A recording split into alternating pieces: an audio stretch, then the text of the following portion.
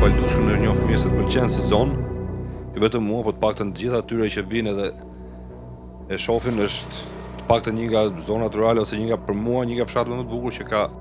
Blendi Sulaj ka kaluar një itinerar të çuditshëm politik, nuk e lën pas bindjet e djatha për të ofruar gradualisht me pushtetin. Fillimisht i arrestuar pranë Fatmir Mediut si nën kryetari i Partisë Republikane dhe më pas në krah të Lulzim Bashës në Partinë Demokratike, Sulaj kaloi përtej barikadës, duke pozicionuar pranë mazhorancës aktuale. Një lëvizje që i hapi rrugë për të emëruar nën kryetari i Bashkisë në Tiranë pas arrestimit të Erion Veliajt.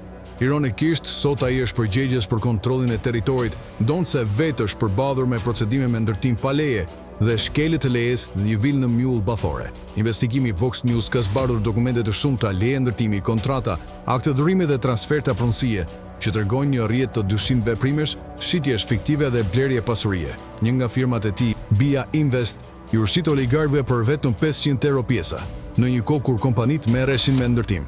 Me njerë pas shitjes totale, firma pezëlloi aktivitetin dhe publikoi bilance me humbje duke ngritur pikpyetjet mbi qëllimin e transaksioneve dhe mundësinë e evasionit apo pastrimit të parave.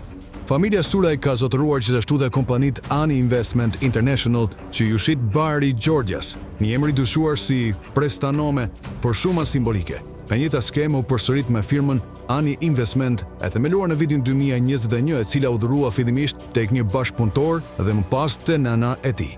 Kjo përpara se qeveria të jepte një leje ndërtimi për një kull 15 deri në 20 kaçe në zonën e liçenit të thatë. Pas marrjes së lejes, Sulaj u rikthye si administrator i kompanisë dhe në vitin 2030, ndërsa në tetor të vitit 2025, kompania ju shit sërish Bari Georgias.